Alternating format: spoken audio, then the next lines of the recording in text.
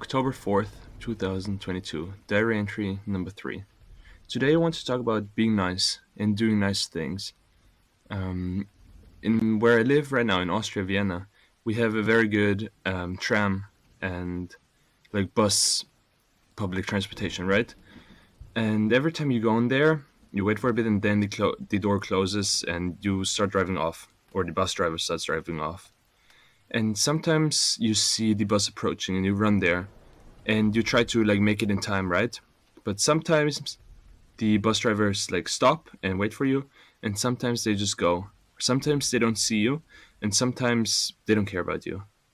But um, sometimes there are those people who when they stop, they look outside the station and look if someone is approaching. And if someone's approaching, they stand by the door and make sure the door doesn't close. Basically, stand in the doorway. And I remember one time my school stopped and like was over, and I wanted to go, and I went there by tram, and I saw the tram approaching. I was still kind of far away, but I tried my best to run there, and I saw the lights blinking and the doors closing, and then one of the doors didn't close all the way, and I saw an old lady who had her foot in the door, and who was looking out for me, and she smiled at me as I was approaching, and I thanked her, and she nodded her head, didn't say anything, and just sat down. But that moment meant so much to me because it told me that there are people actively looking outside and actively looking to do something good, helping other people, and just being there in general, just being a good human being.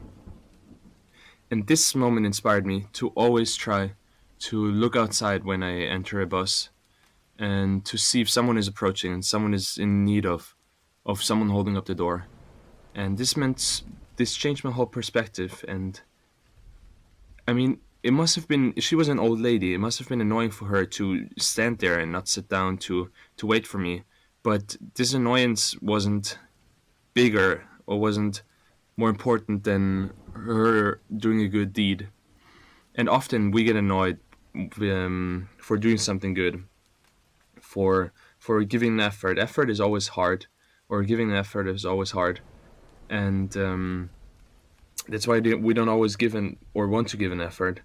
But if we do it for other people, even if they don't want to realize or they don't appreciate our help, in the end, you know that what you did was good, and you know that what you did was right. And I think this is very important. Sometimes they thank you, and you feel really like cherished and feel like you did a good job. Sometimes they might only be thanking you with their lips, but like you can see that they're not really happy, or maybe they're annoyed by something. But you still did a good deed. And as I said, sometimes they don't give anything back, but your knowledge of being a good person can substitute this, like a thankful feeling or cherished thanks by the other guy.